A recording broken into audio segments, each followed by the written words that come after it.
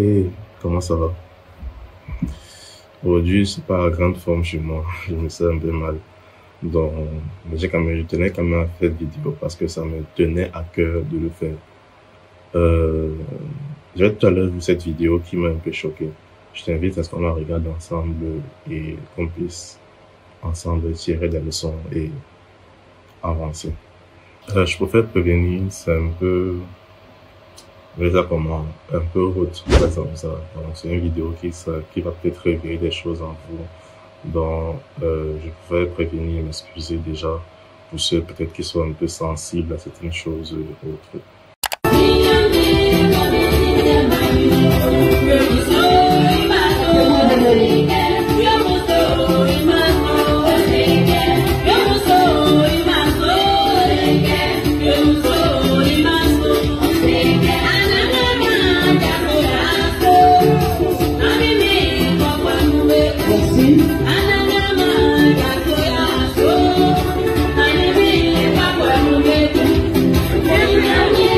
Je me présente, Nonakan Edith Siloué, et pour ceux qui m'ont connu les années précédentes, je me suis fait connaître ici sur la toile par des vidéos et des photos osées et dénudées au point où ma nudité a été perçue par bon nombre de personnes ici sur la toile.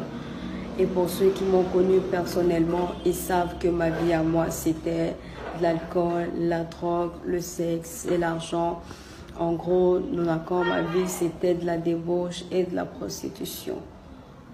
Aujourd'hui, racheté, sanctifié par le Seigneur Jésus-Christ.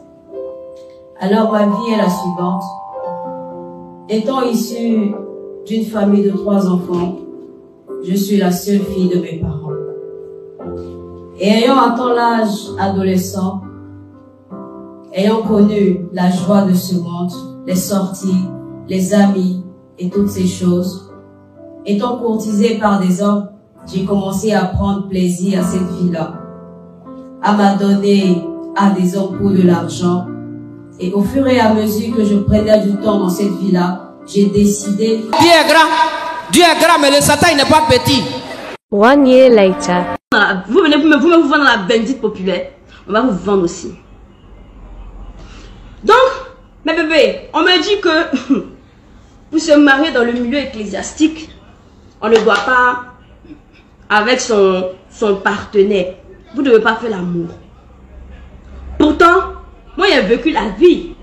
Donc moi, il me dit en temps normal, on ne va pas se marier sans se laisser. On doit au moins faire l'amour, les trucs des amoureux et tout ça. On me dit non, c'est interdit par Dieu.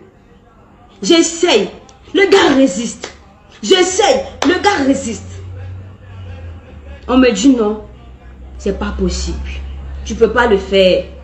Sinon, le diable va rentrer dedans, votre mariage sera gâté. C'est pour ça que je dis à tous les chrétiens qui sont en train de me suivre ici. Hey, mon frère, tu veux marier une fille. Hey, c'est qui est sûr. Si tu es sûr que tu vas la marier là, faites l'amour ensemble. Moi, je ne suis pas en train de devenir défendre l'impudicité. Les pseudo-pasteurs, quand vous venez écrire ici que tu es en train de défendre l'impudicité là. Je ne défends pas l'impudicité. Je parle de mon expérience. On m'a dit de ne pas tester avant de me marier. Je me suis mariée. Il n'y a pas un jour où cet homme-là a pu faire l'amour pendant 20 secondes. Ça n'existe pas. Je suis restée là pendant plus de 2 ans. Je n'ai pas trompé. Pendant plus de 2 ans, je n'ai rien fait. La seule chose que je pouvais faire, c'est de regarder porno pour me masturber. Au moins, j'ai péché, oui, comme ça, de cette manière-là, pour me satisfaire. Aujourd'hui, vous allez venir parler de votre mère.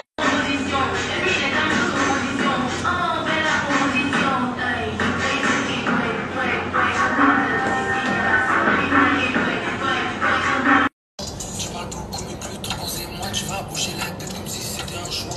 Si tu me cherches au bureau, je qui connais de parler des autres, qu'on réfléchir sur soi.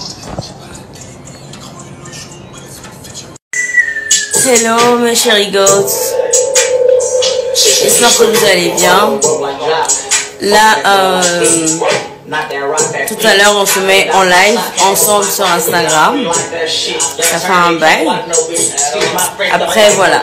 Également, je suis disponible pour toutes vos réservations concernant et séances de massage, et réservation rencontre, et tous mes fans, voilà, qui sont prêts à payer leur appel vidéo show, leur pack photo et vidéo.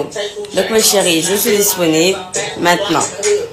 Bon, je crois que on a tous pu voir la vidéo, on a tous pu voir comment ça a évolué et autres. Et c'est vraiment...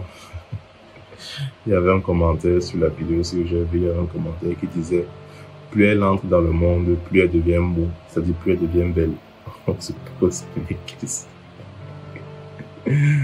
Plus elle entre dans le monde, plus elle devient une apucho. Genre, avant elle était skinny. Maintenant, voilà, elle est devenue apucho, c'est autre chose. Et genre, une bonne apucho, entre guillemets. Donc, apucho, pour ceux qui ne savent pas, c'est une fille qui a un peu le corps. Donc, plus elle entre dans le monde, plus elle devient un gros qui a le corps.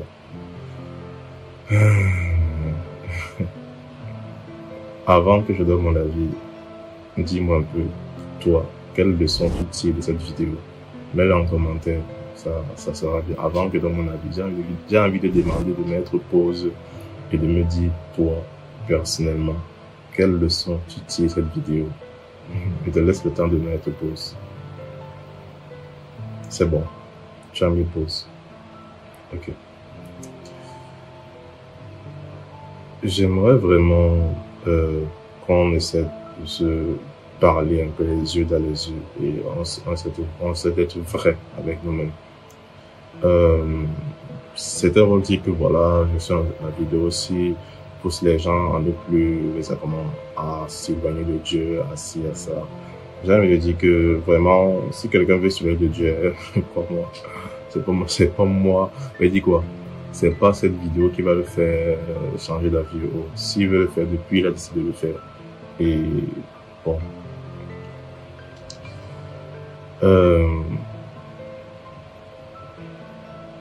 Il faut savoir une chose, le sexe est important.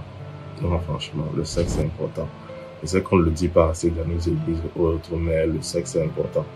Et c'est important souvent de savoir, d'être avec quelqu'un avec qui doit être la même longueur d'onde. Dans le sens où il y a par exemple des gens qui choisissent de se préserver jusqu'au mariage, il y a d'autres personnes qui choisissent de ne pas le faire. Mais si toi tu as choisi de ne pas le faire, ne parle pas forcément, parce que quand on voit le début d'un témoignage, elle dit que dans les fiançailles et autres, dans le début de la relation, il ne faisait pas le truc en amoureux. Donc, sortir, tout ça, il ne faisait pas tout ça des choses, genre, peut-être venir à la maison, regarder un film, il ne faisait pas ça. Parce que voilà, le gars ne voulait pas, le gars était vraiment à fond que non, on va se préserver jusqu'au mariage. Mais la fille voulait. D'abord, tu vois déjà dès le départ qu'il y a eux deux n'ont pas la même conception, eux deux n'ont pas la même, ils avaient dit quoi, idéologie. Parce que souvent, ce qu'on ne dit pas aussi dans les assemblées, c'est que ce n'est pas parce que tu vas rester vierge ou tu vas pas coucher avant le mariage que ton mariage sera un mariage heureux. Non. J'ai déjà vu des cas où la fille s'est mariée, elle n'a pas connu l'homme, l'homme ne l'a pas connu. Ils sont mariés, ils étaient tous les deux chrétiens. Et à la fin, ça a totalement capoté. Parce que maintenant, ils sont en procédure de divorce. Donc, je connais, c'est pas une garantie. Parce que souvent, on se dit que voilà, comme je me suis préservé, forcément, à la fin, je serai avec mon mari et on va avoir un couple heureux, ici, ça, cela. Mais ce n'est pas forcément vrai. Tu peux te préserver comme ça et à la fin, ton couple n'est pas heureux du tout. Parce que le mariage, c'est pas pour les enfants. C'est pas pour les enfants. Avant de prendre la décision de te marier avec quelqu'un, il faut vraiment réfléchir à 5 fois. Parce que comme tu vas être avec la personne, c'est pour toute ta vie. C'est pour toute ta vie. D'où l'important d'être sur la même longueur d'onde. Naturellement, on peut être d'accord partout. Mais il y a des points essentiels qu'on doit être d'accord sur ça. Moi, je connais des couples ils ont couché avec le mariage. Aujourd'hui, ils forment un très beau couple. Ils ont eu des rapports avant de se marier et ils sont mariés. Aujourd'hui, simplement, c'est un couple que tu as envie d'être comme eux. Il y a aussi des couples qui n'ont pas eu de relation avant le mariage. Et aujourd'hui, c'est aussi un très beau couple. Le fait que tu te préserves ou pas avant le mariage n'est pas une garantie que ton mariage sera heureux. C'est triste à dire, mais je pense qu'il faut un moment se dire la vérité. C'est pas une garantie que voilà, ton mariage sera heureux et tout ça. Je pense vraiment que pour appliquer certaines choses à la vie, non. Certaines choses là, par rapport à la foi, il faut être convaincu de la chose. Il ne faut pas mettre les gens sur le joug de la peur. Je ne vole pas parce que j'ai peur qu'on m'attrape, parce que je sais que ce n'est pas une chose que Dieu apprécie. Je ne le fais pas, tout simplement. C'est pas ça, je comprends un peu. Il y a des choses que je ne fais pas. Toutes les choses que je ne fais pas, ce n'est pas parce que j'ai peur de quelque chose. Non, juste parce que je suis conscient que ce n'est pas un truc que Dieu apprécie. Il y a des choses également que c'est que non, Dieu n'apprécie pas trop ça, mais je le fais quand même. Parce que je suis je suis un être humain. Je ne fais pas toujours tout bien. Il y a des fois où je ne fais pas bien. Il y a des fois que voilà, je fais bien certaines choses. Ça dépend en fait. Et je pense vraiment que pour faire une action, pour faire vraiment certaines choses dans la foi chrétienne, il faut être convaincu soi-même. Parce que souvent ça arrive, ce genre de choses arrivent pourquoi? Parce que la personne n'était pas convaincue même de ce qu'il faisait. La personne n'était pas tellement convaincue de ce qu'il faisait. Résultat, à la moindre, quand on éprouve un peu la chose, la personne capote. La personne capote réellement. Moi, par exemple, on m'avait dit un temps que voilà, toute musique où il n'y a pas Jésus dedans, c'est une musique mondaine et elle doit être abalayée. J'avais accepté la parole là parce que c'est X qui m'avait dit ça. C'est X qui m'avait dit ça. Des gens que j'avais beaucoup d'estime pour elle m'avaient dit ça. Par la suite, avec la vie, et voilà, quand tu es étudiant, c'est facile de dire ça. Mais quand tu es dans la vie active, tu commences à travailler autre. Et moi, je travaille beaucoup en ligne. Je travaille les structures de community manager et autres. Et montage vidéo. Et il m'est déjà arrivé de faire des montages avec des musiques qui ne sont pas chrétiennes. Et à un moment, tu es partagé entre ta foi et tout ça. Tu vas dire, est-ce que je vais refuser le travail parce que voilà, la musique qu'on me demande de mettre, ça n'est pas chrétienne. Parce qu'il faut que j'écoute la musique, savoir les parties intéressantes, comment couper la vidéo, ce genre de choses. Est-ce que je vais, c'est pas. Parce que là, tu n'as pas à manger. Est-ce que tu vas laisser le client si parce que sa musique est mondaine? Donc, il y a tellement de questions comme ça. Qu'à un moment, j'ai dû vraiment m'asseoir et me questionner de nouveau. J'ai dû vraiment m'asseoir et vraiment éprouver mes croyances que bon, on m'a dit ça, ok, c'est vrai. Mais de façon vraie, qu'est-ce que j'en pense? Est-ce que j'ai déjà essayé d'éprouver cette pensée? Et moi, j'ai pu éprouver la chose. Je veux pas dire que voilà, faut faire ci, pour ça, non. C'est un truc que chacun doit prendre la condition de le faire. Moi, par exemple, je sais que dans les musiques qui ne sont pas forcément chrétiennes, il y a des bonnes musiques. Des musiques qui transmettent un bon message. Il y a d'autres que bon, c'est bizarre. Mais voilà, ça veut pas dire que toutes les musiques qui n'ont pas Jésus à l'intérieur sont les musiques qu'il faut jeter. Non, je suis désolé. Et ceux qui ont souvent ce discours, non pas, soit sont des pasteurs, qui vivent église, non pas un truc en parallèle. Genre, si on dit, ok, on fait une cérémonie, parce que j'avais entendu une prédication un jour qui disait, si on t'invite à une fête et qu'il y a la musique mondaine, tu rentres. Parce qu'il y a la musique mondaine. Tu vas payer nulle part, tu vas payer nulle part. Donc, c'est un peu ça. Là, c'était un petit exemple pour dire qu'il faut être convaincu lorsqu'on pratique quelque chose. Il faut donner sur la conviction à Dieu que ça me convainc, moi. Moi, pas juste le faire parce que Daddy a dit, parce que X a dit, parce que Y a dit, mais le faire parce que je suis convaincu de ce que je suis en train de faire. C'est vraiment important. Là, c'est ce que je peux retenir de la vidéo. Et si je veux faire un mot de fin pour terminer cette vidéo, j'ai envie de dire que l'abstinence n'est pas une garantie que tu vas réussir ton mariage. Je précise, l'abstinence n'est pas une garantie que tu vas réussir ton mariage. Moi, j'ai déjà eu à voir un témoignage sur Internet où les deux sont préservés et à la fin, ils se sont mis en couple, lorsqu'ils se sont mariés. La fille avec un problème de vaginisme. Pour ceux qui ne savent pas, c'est en fait lorsque par exemple il y a pénétration et le vagin se contracte. Ça fait que la pénétration est très douloureuse pour elle et très désagréable pour l'homme. Et à un moment, il n'arrivait plus à avoir de rapport. Vous imaginez un peu que pendant toute ta vie, tu attends. Et à la fin, on te dit que voilà la situation. C'est quand même bizarre. En fait, c'est quand même frustrant pour dire vrai. Et elle s'est dit qu'on va le faire avant le mariage, ne pas le faire avant le mariage. J'ai envie de dire que c'est pas moi qui dois vous dire ça. Malheureusement, je ne peux pas vous donner, pas moi qui dois vous dire ça. La Bible dit de ne pas le faire. Comme la Bible dit de ne pas voler, de ne pas tricher, de ne pas rendre, de ne pas mentir à son patron, de ne pas faire. Et en fait, je pense que selon moi, si je me trompe, vous me corrigez dans les commentaires, moi je suis ouvert. Je pense que selon moi, on a mis l'impudicité sur un piédestal. Je m'explique. Je connais des personnes qui sont méchantes. Non, qui sont méchantes. Aïe, mince, désolé. Bref, je connais des personnes qui sont méchantes.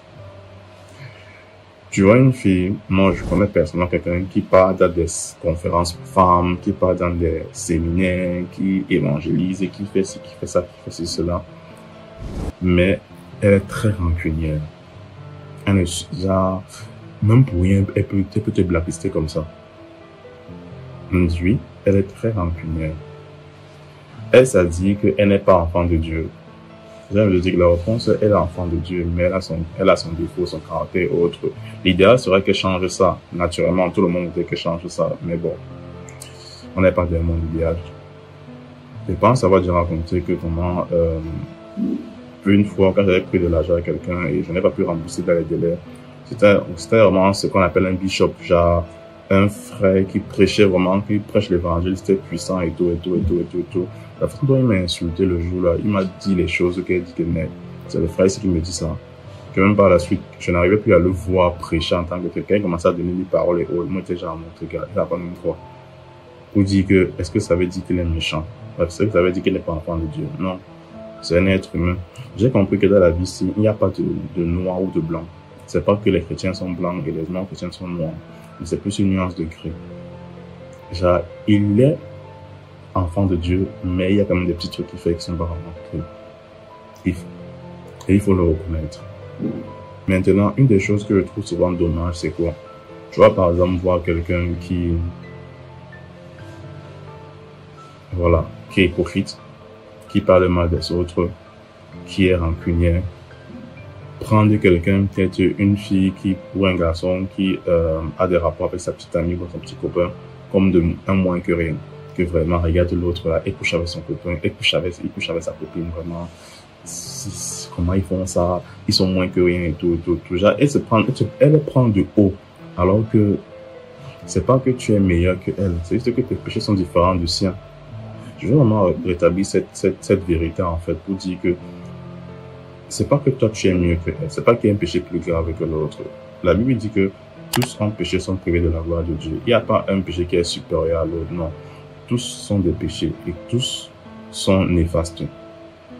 Tous endommagent ta relation avec Dieu. Il n'y a pas un mieux, il n'y a pas un pire. Je vais vraiment préciser ça. Donc, c'est pour ça que je dis que je ne peux pas te dire que fais pas ça. Moi, vraiment, la Bible encourage à ne pas le faire, à ne pas pécher du tout. Parce que la Bible encourage. Mais plus tard, elle te dit que si nous disons que nous sommes sans péché, nous sommes menteurs, car la vérité ne demeure pas en nous. Tu vois. Mais une fois encore, il dit encore dans l'évangile de Jean, si nous demandons pardon pour nos fautes, il est juste fidèle pour nous les pardonner. Donc, il y a tout ça en fait. Je veux vraiment que chacun se regarde en face et accepte son mauvais comme son bon côté. C'est ça que je veux à ta vidéo, se regarde en face. Si tu fais quelque chose, ne le fais pas parce que X te l'a dit. Fais-le parce que tu es convaincu de la chose. Pas parce que tu as peur de l'enfer, ou bien tu as peur de rater ton coup, ou bien tu as peur, non. Fais-le parce que vraiment tu es convaincu de ne plus le faire. Tu es convaincu de ne plus, parce que tu sais que la chose-là ne va pas blesser Dieu. Parce que lorsque tu fais quelque chose que tu n'es pas convaincu de le faire, je te promets qu'avec le temps, tu vas lâcher. Quand tu vas lâcher, tu vas vraiment tomber dans une décadence possible. Comme la Bible dit dans Pierre, tu vas revenir dans ce que tu as vomi. Il ne faut pas voir comme si rétrograder sur un point une terrible faute. C'est plus courant qu'on le pense, sincèrement. C'est plus courant qu'on le pense. Juste que on est très souvent hypocrite au sein de l'église. Tu vas voir des choses, tu verras ça comment. On va demander c'est comment frère, non ça va pas la grâce de Dieu, c'est comment le mariage, pas vraiment, c'est tellement bien, vraiment le Seigneur au contrôle. Après des réponses factices comme ça, des réponses bullshit comme ça. Alors que quand tu vois un peu en profondeur, tu te rends compte que c'est vraiment compliqué. Et voilà. Je veux vraiment que tu fasses les choses parce que tu es convaincu, parce que tu as peur de X ou Y, parce que j'ai déjà connu des gens qui, officiellement, ils ne sont pas connus avant le mariage. Mais officieusement, ils l'ont fait avant le mariage. Étant donné qu'il n'y a pas eu de bébé qui est venu, on ne peut pas savoir, on va ouvrir la robe de la femme pour savoir autre. Non, donc c'est en fait ça. Bref, c'est un petit partage d'aujourd'hui. J'espère que ça t'a plu. Donne-moi ton avis en commentaire. J'ai vraiment envie d'entendre ta version des faits. En fait, comment toi tu vois les choses, comment toi tu penses et autres. Ça me fait vraiment plaisir d'écouter ça. Sur ce, on se dit dans la semaine prochaine. Allez, ciao.